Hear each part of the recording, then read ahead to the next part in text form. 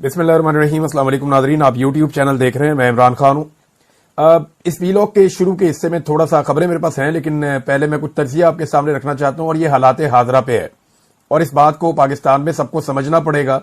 जब तक नहीं समझेंगे पाकिस्तान का निज़ाम, पाकिस्तान का सिस्टम आगे नहीं बढ़ेगा।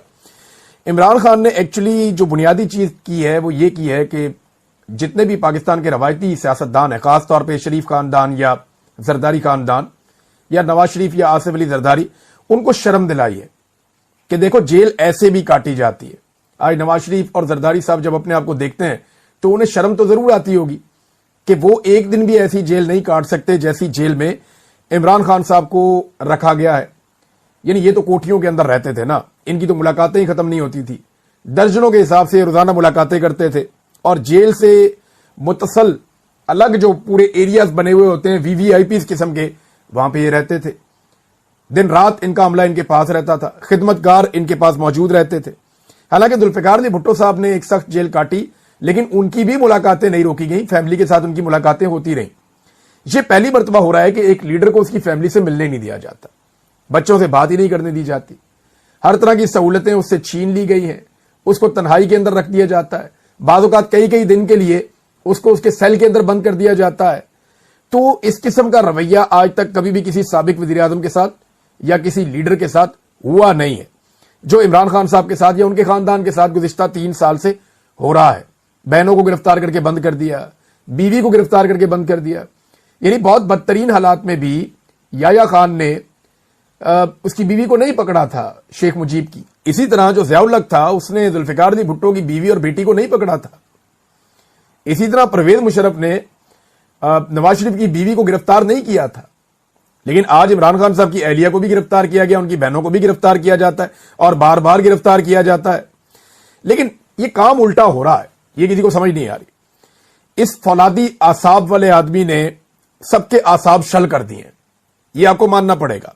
जिन एजेंसियों का दावा है कि उन्होंने सारी दुनिया को शिकस्त दी है, उन्हें पाकिस्तान तहरीक इंसाफ के आम नौजवानों ने चकरा कर रख दिया है। हालात ये पैदा हो गए हैं। इमरान खान अगर टूट जाता ना तो ये सारे लोग भी टूट जाते, ये पक्की बात है। क्योंकि इमरान खान को अल्लाह रब्बुल इज्जत ने टूटने नहीं दिया तो वो दूसरों के लिए भी हौसले का और सब्र का बाइस बन गया। इमरान खान एक जरिया बन गया जिससे लोग एनर्जी ले रहे हैं, क्योंकि वो खुद नहीं टूटा। दूसरी पॉलिटिकल पार्टीज में ऐसे वर्कर पैदा क्यों नहीं होते जैसे पाकिस्तान तहरीक इंसाफ में पैदा हो गए। देखिए, जुल्फिकार अली भुट्टो की शहादत ने पीपल्स पार्टी को बहुत सारे ऐसे वर्कर दे दिए थे जो बड़े लंबे अरसे तक पीपल्स पार्टी के काम आए। क्योंकि भुट्टो टूटा नहीं ना, उसने कहा जी फांसी दे दो, ठीक है फांसी होगी उसकी। बेशक भुट्टो का माजी बहुत खराब होगा, लेकिन अल्टीमेटली भुट्टो ने फांसी कबूल की, डील नहीं की ज़ियाउल हक के साथ। अब इमरान खान डट गया है, यह काम जरदारी से भी नहीं हुआ और यह काम नवाज शरीफ से भी नहीं हुआ, लिहाजा इनके पास वर्कर पैदा ही नहीं हो पा रहे, इनके पास वर्कर्स बन ही नहीं पा रहे। और पाकिस्तान तहरीक इंसाफ के वर्कर्स इतने मजबूत हैं और उनकी मजबूती की वाहिद वजह इमरान खान साहब का है कि वो एक आनी आसाब का मालिक है, फौलादी आसाब वाला है, और वो डटकर खड़ा हो गया है। ये सिलसिला, मैं आपको एक बात बताऊं, बढ़ता जाएगा। लोग मुतनफर होते जाएंगे और मौके की तलाश में रहेंगे। जैसे इन लोगों को 8 फरवरी 2024 को एक मौका मिला था और इन्होंने एस्टेब्लिशमेंट को चारों शाने चित कर दिया था। देखिए, खेल भी वही पुराना है, खिलाड़ी और तमाशाई भी वही है, मैदान भी वही है, लेकिन इस मर्तबा मैदान में एक असली खिलाड़ी उतरा है, एक शेर का बच्चा, जिसने मैदान में खेल का पांसा ही पलट दिया है। बेईमानी और फ्रॉड से जीतने वालों का इमरान खान ने नकाब नोच दिया है। वो जीत नहीं रहा, वो जीत चुका है, बस उसकी जीत का ऐलान होना बाकी है। पूरा मैदान जानता है, एक एक तमाशाई जानता है, अंपायर भी जानते हैं, मुखालिफ टीम भी जानती है और 25 करोड़ पाकिस्तानी भी जानते हैं कि यह जीत चुका है। उसकी जीत जो है वो दीवार के ऊपर लिखी हुई है, जैसे तुम सारे मिलकर भी अब नहीं मिटा सकते। अब सारे के सारे लोग जो हैं वो दिल थाम कर उसकी जीत के ऐलान का इंतजार कर रहे हैं। और एक बात मैं आपको बता दूं कि जब तक आप उसकी जीत का ऐलान नहीं करेंगे या जब तक उसकी जीत का ऐलान हो नहीं जाएगा, आप इस खेल को या इस निजाम को आगे नहीं बढ़ा सकते। चाहे आप इकोनॉमी को ऊपर ले जाएं, नीचे ले जाएं, तबाह कर दें, ठीक कर दें, दहशतगर्दी ज्यादा हो जाए, कम हो जाए, मुल्क का कुछ भी हो जाए, यह निजाम नहीं चलने वाला जब तक कि इमरान खान साहब की जीत की अनाउंसमेंट नहीं हो जाती। चाहे उनकी पिछली जीत की अनाउंसमेंट हो या उन्हें दोबारा मौका दिया जाए कि वो एक फेयर गेम खेल के जीत ले। अगर नहीं समझ आ रही मेरी बात की तो फिर जो मर्जी करके देख रहे, क्योंकि इमरान खान साहब तो मुज़ाकरात की भीख नहीं मांग रहे। इमरान खान साहब तो मुज़ाकरात करना ही नहीं चाहते, और वो मुज़ाकरात करेंगे इससे, शहबाज शरीफ से, जो इलेक्शन हार गया, जिसके बाद मैंडेट ही नहीं है मुज़ाकरात करने का। देखें, बहुत सारे लोग ये तनकीद करते हैं इमरान खान फौजियों से क्यों बात करना चाहता है, ये जनाब फिर फौजियों से बात कर रहा है, ये क्यों फौजियों को बीच में लेके आ रहा है सियासत के, और मुनाफिको खुदा का नाम लो। पाकिस्तान में सारी सियासत तो आसिम मुनीर साहब कर रहे हैं, हर चीज तो उनके कंट्रोल में है। शहबाज शरीफ और ख्वाजा आसिफ और सारी पार्टी रज रज के रोजाना कह रहे हैं कि जी आसिम मुनीर कर रहे हैं जो कर रहे हैं, आसिम मुनीर के कंट्रोल में पाकिस्तान है। और भाई जिस आदमी के कंट्रोल में उसी से बात करेंगे ना। दो ही तो बंदे पाकिस्तान में ताकतवर हैं, एक के पास अवामी मकबूलियत और अवामी ताकत है, दूसरे के पास बंदूक है। दो ही बंदे ताकतवर है ना, एक के साथ अवाम खड़ी हुई है और एक के साथ बंदूक खड़ी हुई है। इन्हीं दोनों के बीच में बात होनी है ना, या बाकी लटरम पटरम इनके साथ बात करेंगे जो बेचारे ना 3 में है ना 13 में है। ये तो हाँक के इनको इधर ले जाएंगे, आसिम मुनीर इधर चले जाएंगे, आसिम मुनीर हाँक के इधर ले जाएंगे, इधर चले जाएंगे। इनकी तो औकात ही कोई नहीं, टके की औकात नहीं है।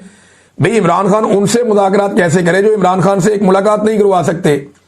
जिसका कब्जा है आपने उसी से बात करनी है ना जाकर। भाई जिसने पाकिस्तान पे कंट्रोल कर लिया, जबरदस्ती कब्जा कर लिया, उसी से आपने कब्जा छुड़वाना है। या आप जाके किसी और से बात करेंगे, भाई इन्होंने कब्जा कर लिया, मेरे ना गल कर लो, ऐसे तो नहीं होगा।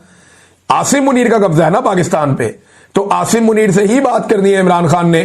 या एस्टेब्लिशमेंट का कब्जा है तो पीटीआई ने एस्टेब्लिशमेंट से ही बात करनी है। ये हुकूमतें तो 3 में ना 13 में, इनकी तो औकात ही कोई नहीं है। ये तो दिन रात मदा सराई में लगे हुए हैं, खुशामदों में लगे हुए हैं। मैं आपको एक और चीज दिखाता हूं, ये देखें जरा आप, ये स्टेटमेंट है मरियम औरंगजेब का। ये बड़ा इंटरेस्टिंग स्टेटमेंट है। ये स्टेटमेंट आप देखिए, साल 2025 में कुदरत ने पाकिस्तान को तारीखी कामयाबियों से नवाजा। ये जो नवाजा लफ्ज है, नवाज नहीं है, याद रखिएगा, नवाजा। पाकिस्तान को तारीखी कामयाबियों से नवाजा। फील्ड मार्शल सैयद आसिम मुनीर की जुर्रत, स्ट्रेटेजिक बसीरत और गैर मुतजलजल अज़म ने न सिर्फ मुल्की सलामती को यकीनी बनाया बल्कि पाकिस्तान की ताकत और इस्तकामत को मजीद मजबूत किया। मरियम औरंगजेब। अब इन लोगों से बंदा क्या मुज़ाकरात करे, इनकी तो औकात ही टके की नहीं है। एक दौर में मरियम औरंगजेब कहती थी कि नवाज शरीफ एक नशा है। क्या है जी? नवाज शरीफ एक नशा है। और आज वो खातून भी आसिम मुनीर की तारीफें कर रही।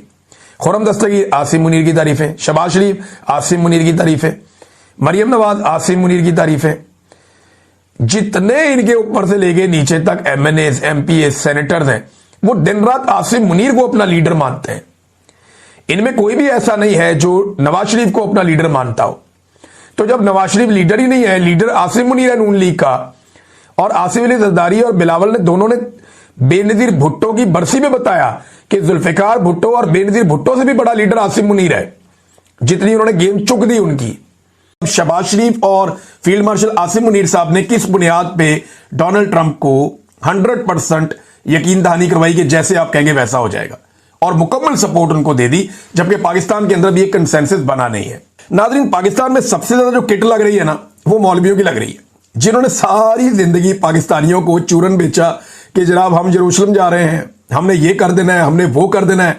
कोई नाम लेके दिखाए, कोई ये करके दिखाए, कोई ये वाली बात करके दिखाए, हम वो कर देंगे। उधर जनाब शहबाज शरीफ साहब के फोटोज आ रहे हैं बेहतरीन किस्म के, खुशगवार मूड के अंदर, अमेरिकन जूश कांग्रेस के सदर के साथ, और जनाब साथ वफद के अंदर एक खातून मौजूद हैं जो प्रो इसराइल हैं बहुत ज्यादा, और उनको एक्सेस भी है शहबाज शरीफ साहब के जो है वो सीक्रेट फाइल्स तक, और वो ये क्लेम भी करती हैं कि अब पाकिस्तान इसराइल को तस्लीम कर ले और कर लेगा।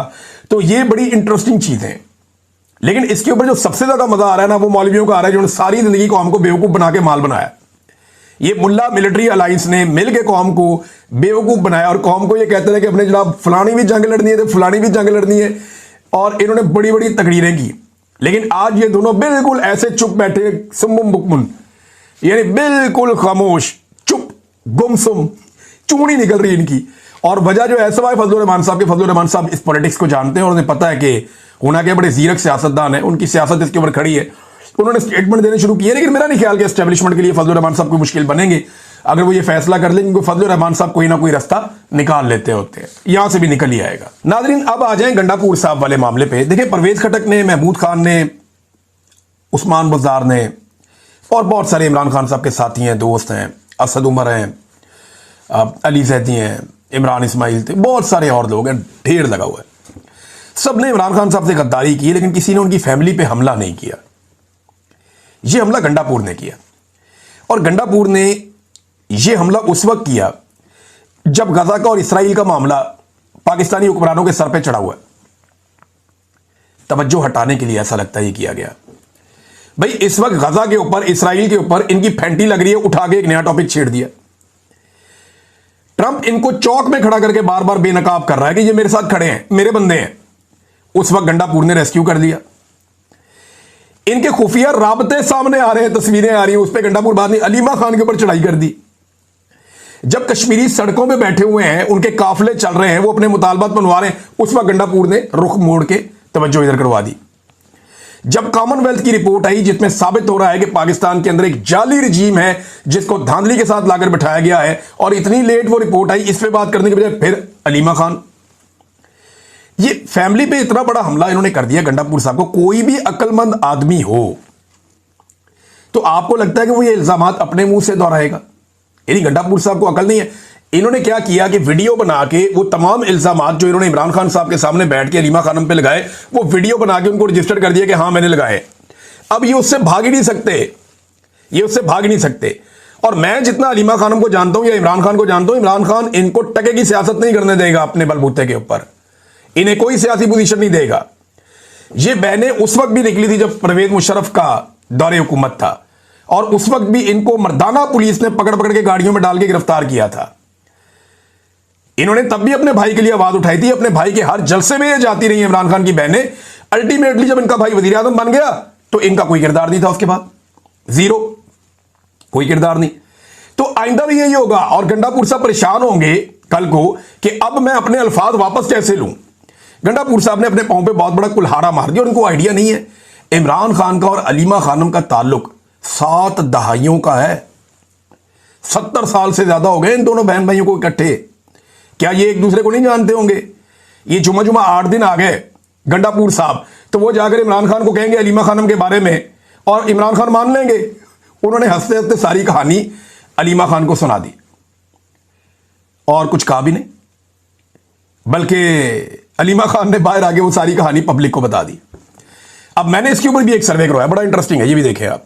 मैंने आवाम से पूछा, मैंने कहा पता तो करें कि आपके ख्याल में सच्चा कौन है, अलीमा खानम या गंडापुर? लो जी, 95% लोग कह रहे हैं कि अलीमा खानम सच्ची है, और 5% लोग कह रहे हैं कि गंडापुर सच्चा है। ये बड़ा, इससे ज्यादा क्लियर मेरे पास कभी कोई सर्वे नहीं आया। गंडापुर साहब की जो अवाम के अंदर सच्चाई की एक वो रह गई है ना, कि 5% लोगों को लगता है कि गंडापुर सच्चा। 95% लोग गंडापुर को झूठा समझते हैं। ये गंडापुर साहब ने वाकई अपने पांव पे कुल्हाड़ा मारा। नादरीन, शहबाज शरीफ साहब ने एक वारदात की और वारदात पकड़ी गई। ये बड़ी इंटरेस्टिंग वारदात है। इन्होंने किया ये कि इमरान खान साहब का जो वो पड़ा हुआ था ना अक़वाम मुत्तहिदा के अपने यूट्यूब ऑफिशियल चैनल के ऊपर, वो सबसे ज्यादा इमरान खान साहब की तकरीर वहां पे देखी गई आज तक। वो 7.5 मिलियन के करीब है शायद। इतना ज्यादा लोगों ने इमरान खान साहब को वहां पे सुना। अब शहबाज शरीफ साहब का ना 1.5 लाख पे जाके कोई 1.5 पौने 2 लाख के बीच में जाके रुक गया था, आगे बढ़ ही नहीं रहा था। अचानक जनाब सुबह पता चलता है कि ये तो 13 लाख पे पहुंच गया। ये 13 लाख पे कैसे पहुंच गया? फिर लोगों ने रिसर्च करना शुरू किया। डिजिटल दौर है ना, बड़े बड़े टेक्निकल लोग बैठे हुए हैं। तो अब सोशल मीडिया पे ये क्लेम किया जा रहा है सबूतों के साथ कि जनाब ये इश्तिहार बना के किया इन्होंने, यानी इस शहबाज शरीफ की वीडियो का इश्तिहार बना के वीडियो में डाल डाल के चलवाते रहे, और वो व्यूज इनको आते रहे हैं। वो कोई 10 सेकंड का व्यू होगा, कोई 15 सेकंड का व्यू होगा, लोग स्किप कर देते हैं, आगे निकल जाते हैं।